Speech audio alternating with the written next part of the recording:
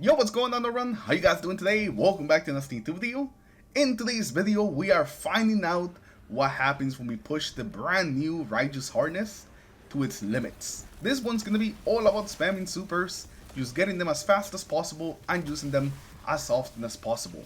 And I know some of you guys might be a little skeptical of the title, but it's true. When this build gets going, we can do things like this.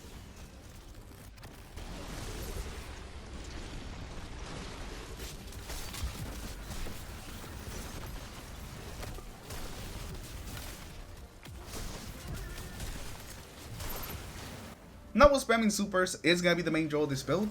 It's also gonna be able to do other things like jolt enemies, giving you better ad clear, as well as keeping you alive with damage resistance and also use constant healing. Since you kinda have to be alive for you to be able to use continue spamming these supers. Now the main things that we're gonna need for this build is gonna be the raijus harness. That is literally it, that's all you need. So this build should be pretty accessible to pretty much anybody. And as long as you have that, you're gonna be able to make this build work. So let's not waste any more time, let's get into it. And since we already have an exotic weapon this time, we're actually gonna start with our exotic chest piece, the raijus. Now the raijus got a whole new rework. It essentially doesn't do anything of what it used to do. It's now a gathering storm exotic. Whenever you activate your super, it amplifies you or your allies, and it also brings down this big lightning strike on you, like right when you activate the super, and it will shock everything around it. That's also how we're gonna be getting some of our super back. As long as you defeat enemies with that initial lightning strike, you're gonna get back super. So every time they're gonna pop your super, make sure that there's some enemies around so they can get shocked and you can get some of your super back. And it actually has a much bigger radius than you would think, so even if some enemies seem like they're gonna be farther away, you'll probably still get them. Now for the weapons, I just recommend that you run a grenade launcher, a breach loaded, and I would 100% say go with the Wither Horde. The Wither Horde works so well with this build. All you gotta do is just fire it, and then it's gonna continuously just do damage and keep reapplying that weaken.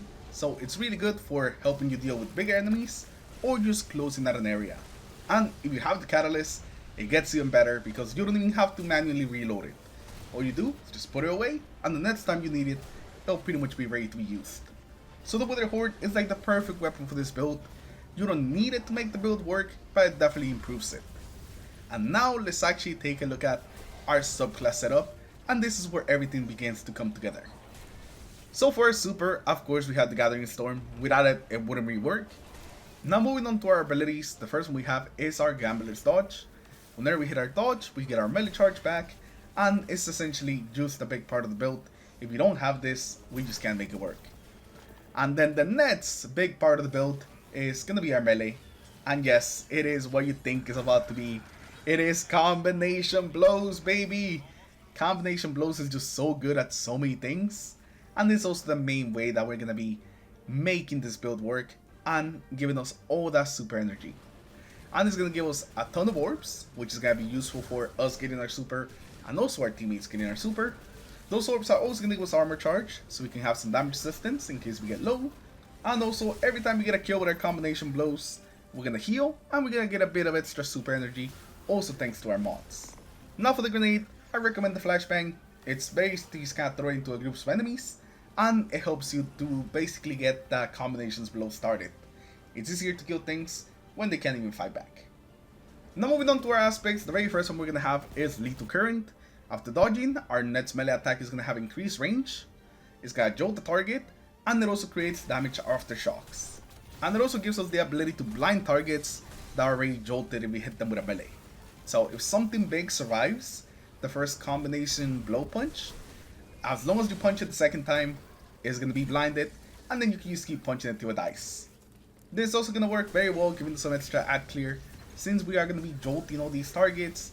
They're going to be chaining around, and they're going to be dying with arc energy, which is also going to make some orbs for us, so that's going to be another way of getting even more orbs of power.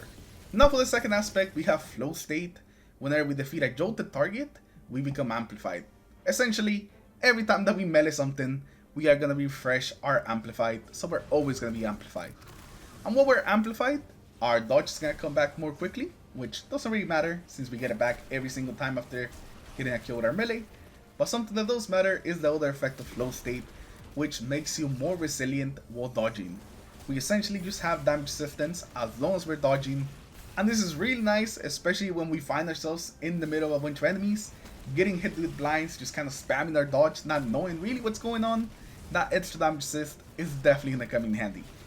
And that actually leads perfectly onto our first fragment, because it's Spark of Resistance.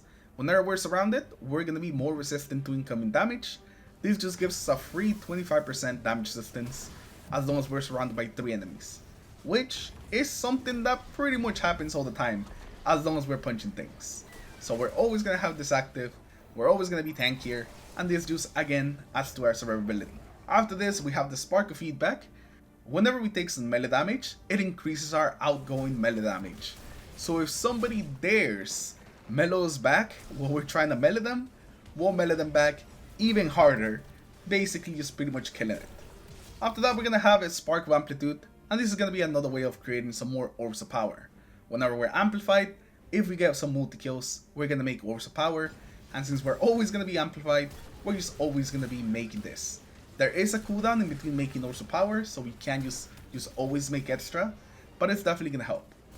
And lastly, we're going to have the Spark of Ions. Whenever we defeat some jolted targets, it creates Ionic Traces. Ionic Traces are going to be pretty good because they're going to give us armor charge, as well as give us back some more abilities. Now let's move on and let's take a look at the mods that are running on this build, and this is really where the Orb Super Generation comes in. So first of all, here for the helmet, we have 2 hands-on mods. This is so we can get some more super energy from getting those melee kills. We also have a kinetic siphon, and this is so we can make some orbs with our Wither Horde. Per shot, the Wither Horde can pretty much proc this every single time, unless you like completely miss. But if you feel like you're not using your Wither Horde as much as your melee, if you like hardly ever using it or you just forget to use it, then you can use slap on another hands-on mod and run triple hands-on.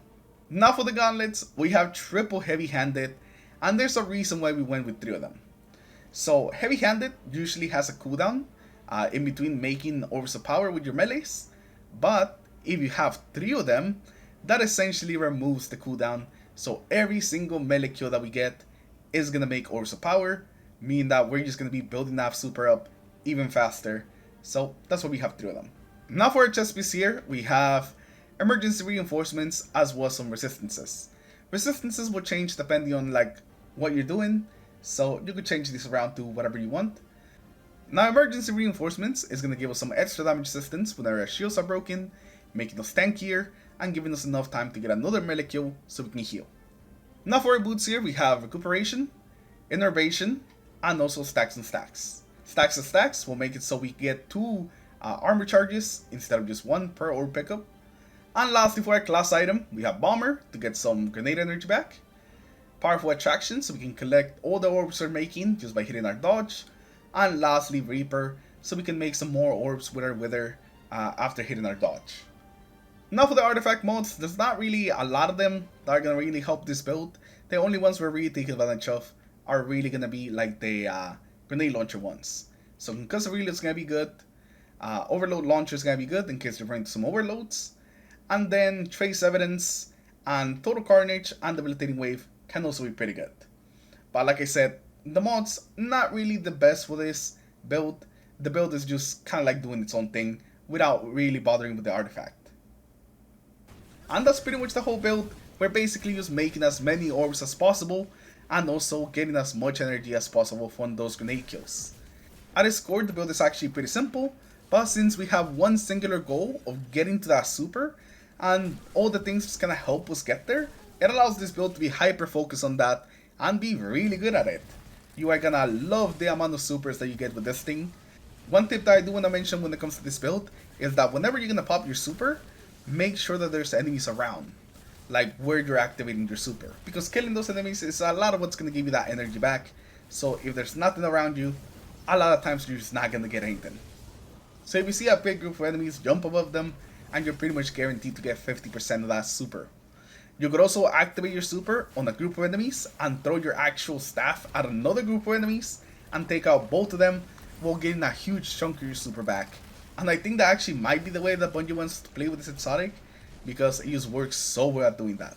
But with that, we're gonna end today's video. Hopefully you guys enjoy it. Hopefully you guys give it a try. If you guys have any thoughts on the build or have any suggestions, make sure you leave those in the comments below. Lately, I feel we've been making a lot of hunter builds, So we're actually gonna be switching gears, and for the next build is gonna be a Warlock. So look forward to it. Once again, thank you all for stopping by. Have a good rest of your day, and I'll see you guys in the next video.